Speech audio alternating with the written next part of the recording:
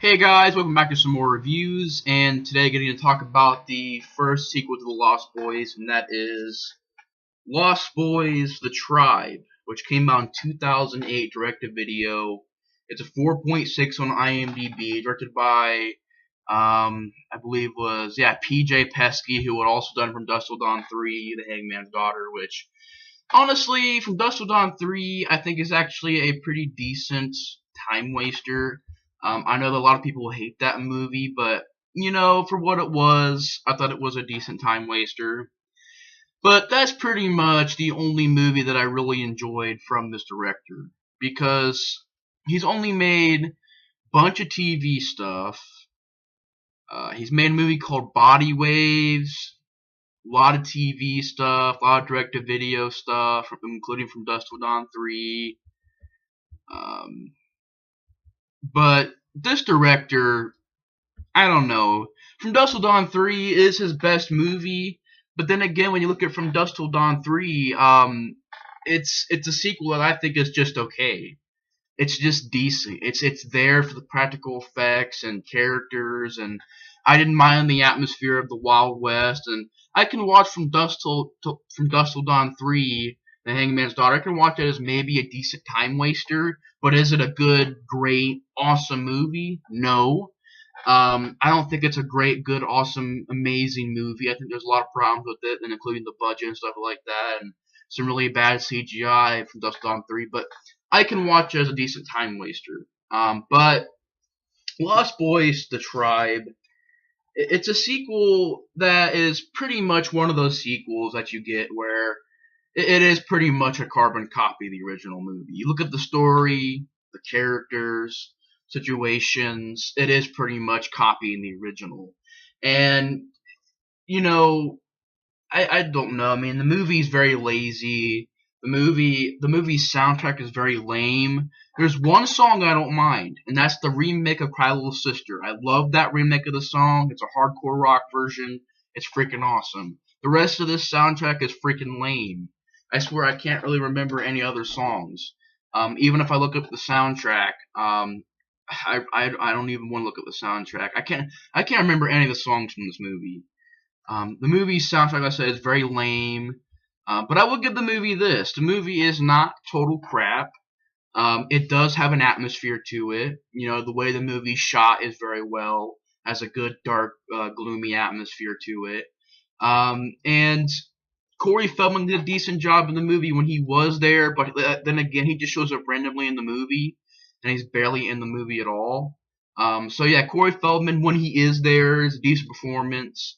And the practical gore effects are well done. Really enjoyed the practical gore effects, and I enjoyed the cameo by Tom Savini, and the movie. It's just overall a very bad sequel. Like I said, it was direct-to-video. It's a 4.6. PJ Pesky, his best movie is From Dusk Till Dawn 3. I think that movie is just okay. It's decent. But I think as a director, total, from judging from Dusk Till Dawn 3 and this movie, and I really can't even... He hasn't really made any other movies besides this. I mean, he's made a couple movies, but I would say that Lost Boys: The Tribe and From Dusk Till Dawn 3 are probably his most known movies. But he's not really the best director. And a lot of the acting in this movie sucks. Besides Corey Feldman, I didn't care for these two lead characters. I didn't care for Chris and Nicole Emerson. I believe that's what their name is. Chris Emerson and Nicole Emerson. I really didn't care for their characters. Their characters had terrible acting. Terrible.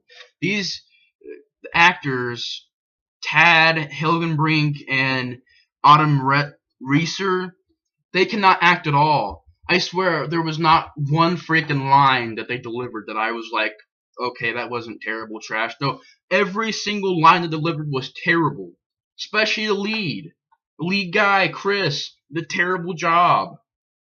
Every line of dialogue is just over freaking the top. He just not a good actor. Not a good actor. And in this movie, instead of it being Santa Clara, it's Luna Bay. And all Luna Bay is a boring surf town with no music, No parties going on besides the vampire party that goes on in the movie. But there's no parties going on the beach and stuff like that. Very boring town. Hardly any carnival rides. The good thing about the original movie was Santa Clara. Santa Clara and the original movie had a fun vibe too, and it was actually a big part of the movie because Santa Clara is where they went down to the beach and they met the vampires and parties were going on. You had movie shops, music playing everywhere. It looked like a very, very fun place. Here it's freaking a boring surf town with nothing to it other than it's a surf town. That's freaking boring. And the story is pretty much the freaking same. You got Nicole and Chris Emerson. They're going to go to their aunt's house because Chris is a former surfer. But I guess there's some family issues going on. So they got to move to their aunt's house. When they get to their aunt, is pretty much wacky like the original movie with the grandpa. And, she's a little wacky and stuff like that. When they get there, then they go to this party. That's when they meet freaking Kiefer Sutherland's cousin or something like that, his nephew, Angus Sutherland, which pretty much did nothing after this. He was terrible in this movie. He's like this. Hey, I'm a vampire, man. I just can't buy his lines. He's like a hippie vampire. He's like, hey, drink this blood. Chris, why are you so angry? I'm like, shut the freak up, Angus Sutherland. He cannot act at all. His acting was terrible. And you put him as a lead vampire. And he sucked. Kiefer Sutherland is he is a lot better than freaking Angus Sutherland. Gosh, dang, this guy sucks. He's all like, here, drink this blood. He does this whole rose thing where he 1 minute the rose is all healthy and then the rose dies. And then he's talking he's saying all these over the top lines. Oh, why is he so overprotective? I'm like, shut the freak up, Angus Sutherland. You can't act. I'm sorry, bro. You have no acting talent in this movie. He freaking sucks. And he was falling asleep as a vampire. And he was just this is how he seemed like he was on the screen. Hey, why is your brother, why is he overprotective? Freaking Angus Sutherland, man, he sucks as an actor. He cannot act. And you got him, and the one of the good things about the original Lost Boys is the vampire group. They were memorable. Their wardrobe and everything was memorable. Here, you have freaking just your typical vampire group of just some typical characters. Oh, maybe one has a video camera. That's all I can remember is one had a video camera and was recording stuff. That's all I can remember from that one character. I can't remember his name. And instead of there being a grandpa in this movie, there's an aunt. Instead of there being a brother and a brother, it's a brother and a sister. And instead of it being just a group of vampires, they changed it to the tribe.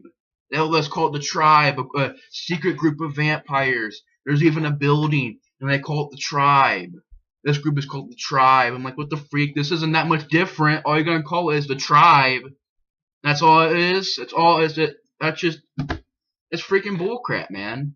It's pretty much the same movie when you watch it over. And, instead of there being two Frog brothers, there's one Frog brother, Edgar Frog, who's barely in the movie. And instead of, it's just freaking bullcrap, man. Instead of the older brother in this movie getting, brought into this group of vampires, it's the sister. And I can go on and on to the similarities, but the movie is pretty much a crappy ripoff of the original movie. And there's a lot of sequels that do this, and this is one of those sequels that's pretty much the first movie. Only not as good. Only crappier. Not crappier, because the original movie is a freaking classic, but this movie is a freaking crappy movie. The original movie is a masterpiece. I love the original Lost Boys, but this movie is a crappy version of the original movie.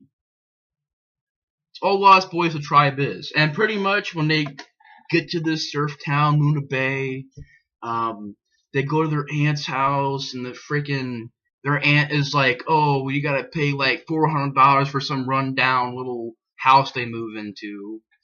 And then they go to this party. Like I said, the sister gets seduced into becoming a vampire. She gets bit. Or no, she drinks the blood of the Kiefer Sutherland character. She becomes a member of the tribe, and then pretty much up to her brother and Edgar Frog to help save the older brother's sister. And then they go to the vampires building, the tribe. They get there, and okay, some decent scenes where Edgar Frog blasts some holy water balloons and holy water squirt guns and stuff, and garlic. Basically, like you have the string and you tie these things on it, and you do that and you throw it. I can't remember the name of it right now, but make that out of garlic, steaks. They get like steaks and stuff like that. They go to the building, they're killing vampires. Edgar Frog is staking vampires and shooting vampires with holy water and stuff. And then the lead brother ends up becoming a vampire as well.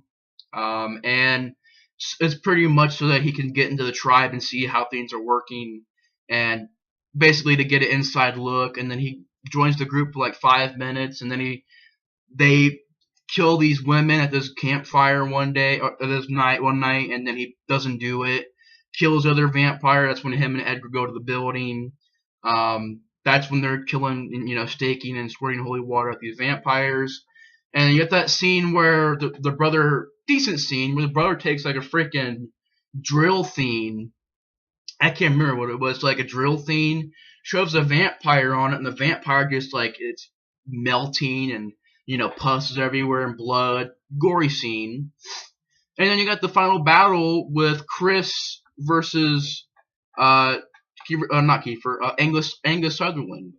And it's a lame fight because pretty much the Chris Emerson character gets beat up, slammed on the ground, and then his sister ends up, staking Angus Sutherland's character. And he goes, "Why?" That's literally his line. He goes like, "Why?" And then the girl's like, "He's family." And then just, stabs Angus Sutherland and kills him. She's a human. Chris ends up going back to being a human. Corey Feldman goes, "You owe me money." They get dropped off back at their house. And that's pretty much the end of the film. And then you got a scene after it where you got Corey Feldman getting ready to face off with he's getting ready to fight Corey Haim's character from the original movie because he became a vampire, and then the movie ends. And there's a couple scenes in there that I didn't mind. Like I said, at the end of the movie, they're pretty much going there and killing vampires. Didn't mind that. I didn't mind the gore effects. When they're having that campfire scene, the guy's like, "We're vampires," and the girls are all like, "Yeah, whatever." And he sort of looks back and goes back into the view, and he's like a vampire face. And he goes, "No, we're vampires." And then he like bites this girl and ripping their guts out, and big chunks and blood squirt. A lot of gore effects in this movie, which were really well done, but it didn't save the movie. The acting pretty much sucks. Besides Corey Feldman, Angus Sutherland, his bullcrap freaking performance. He's like, "Hey, why is your brother so protective?" I'm like, "Shut the freak up, Angus Sutherland." Even the Chris and Nicole Emerson characters, they freaking sucked. Their acting was terrible. They cannot act. And in this movie, most of the actors cannot act besides Corey Feldman. The acting pretty much sucks in this movie. Like I said, besides Corey Feldman. The soundtrack is freaking lame. And one of the good things about the original movie was the soundtrack. Here it's freaking lame.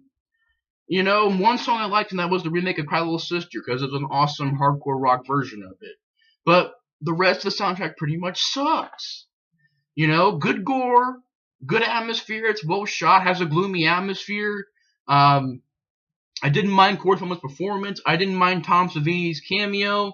But besides that, there's not really that much good about this movie. It's pretty much a crappy sequel that is pretty much trying to make a carbon copy of the original movie. And, the story sucks, acting sucks, most of the characters suck, and they can't act. The soundtrack is pretty much lame, and a lot of bad CGI as well. I forgot to mention this. A lot of bad CGI.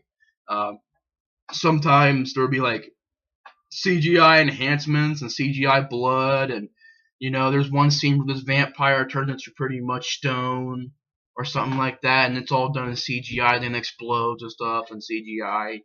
A lot of bad CGI. I'm sorry. Lost Boys the Tribe, in my opinion, freaking sucks. I hate this freaking sequel. See how this freaking... I hate the freaking sequel. Lost Boys the Tribe. I'd much rather talk about, in the next review, I'd much rather watch this film. Lost Boys the Thirst. This is a really well done sequel, in my opinion. Which I will review Lost Boys the Thirst a little bit later on tonight. So anyways, guys, thanks for watching my rant on Lost Boys the Tribe. It's a crappy sequel. I don't enjoy it at all. It's freaking crappy. It's a freaking carbon copy of the original movie. That's all Lost Boys the Tribe is, and it freaking sucks. So anyways, guys, thanks for watching my rant on Lost Boys the Tribe, and I will see you guys in the next review. Bye, guys.